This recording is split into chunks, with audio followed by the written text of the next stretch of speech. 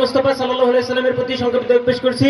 সাল্লাল্লাহু আলাইহি সাল্লাম রুহের মাগফিরাত কামনা করছি সেই সব মধ্যে মুজাহিদ ভাই যারা উহুদ বদর থেকে শুরু করে আজ পর্যন্ত আল্লাহর জমিনে আল্লাহর দ্বীনকে প্রতিষ্ঠিত করতে গিয়ে শাহাদাতের নজরানা পেশ করেছেন, তাদের বুকের তাজা রক্তগুলো জমিনে ঢেলে দিয়েছেন। আল্লাহ সুবহানাহু ওয়া তাআলা তাদের সবাইকে যেন জান্নাতের সর্বোচ্চ মাকাম জান্নাতুল ফেরদৌস দান করেন, আমিন।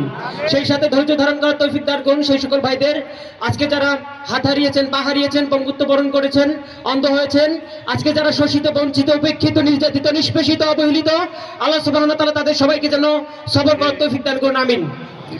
সম্মানিত উপস্থিতি, আমার কলিজার টুকরা ভাই ও বোনেরা, আগামীর বাংলাদেশ আমরা চাঁদাবাজদের হাতে তুলে দিব না ইনশাআল্লাহ।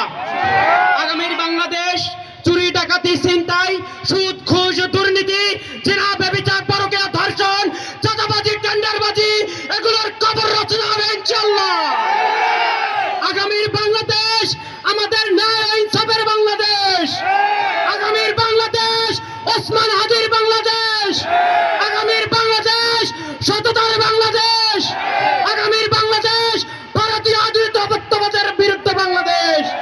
আগামীর বাংলাদেশে যদি চাঁদাবাজি, ধর্ষণ, চুরি, ডাকাতি, ছিনতাই এগুলো হয়, আমরা ছাত্র জনতা মিলে তাদেরকে রুখে দেবো ইনশাআল্লাহ।